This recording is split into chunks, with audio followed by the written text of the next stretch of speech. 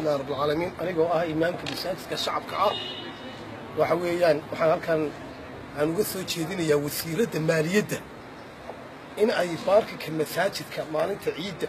يجمعها إن أي يعني مركا أي ونبكرسو أو أي أنت أسواب بارك كلية بابورتا يضدك مركا عيد كذا أي كذا مركا سيدا أو قد يجو اسمه بدن وخرت هذا يبغى يجعله حتى يصير أي ديسانكرتو waxaan ka codsanaynaa wasiiradda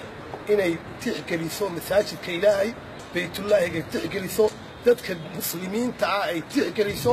oo baarkinka masaajidka ay u deyso sidaasaan ka codsanaynaa cidii kale aan khufeefsana sidaasaan yani markaa ugu sheegaynaa laana waxa weeyaan adduunka lama arag meel la isku soo wada dhigto dadku waxay u baahan yihiin meel ay ku kala nafisaan yani dadku jimca ciidda masaajidka dhan ma baqaado dadka ilaa hareeraha ilaa dhinac walba laga tukadaa marka يعني waxaan wasiirada ugu adkeenayaa ku celcelinaya inay baarkinka masaajidka ay u nabadgeliso Ilaahay Sheekh Maxamed wasiirada sooti wasiir Samsam wasiirada maaliyadda ayaa waxa leedahay baarkinka masaajidka dhisaya xaqan iga soo horjeedana waxa le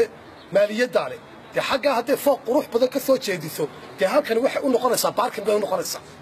anaguna ciidaha iyo yani jimcaha dawood ku wada tukateeno wada aragteeno meel allaaliya meel yani marka ay يعني مركا أي تذكر قاضيسا دي مجرد مركا إلا دولة ريالة إلا دولة ريالة نسكويس أنا ورا الكا بارك نداية إلا دولة ريالة تي ريالة وقاضي ويسك دايم واحد صور تقول ديجانك شكري نفرها هي إنك قاضي مركي الجير ومساجد بارك لا يوطن تسمس إنه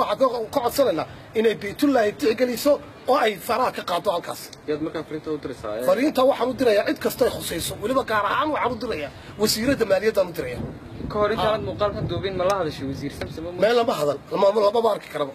totally lama arki karaba waan jeclahay waa tagaafiska maaliyadda gabadha casho waxaan u tagay baajo la yiraahdo waxaan ku yiri xiriiri way diidayadna way ama hasantii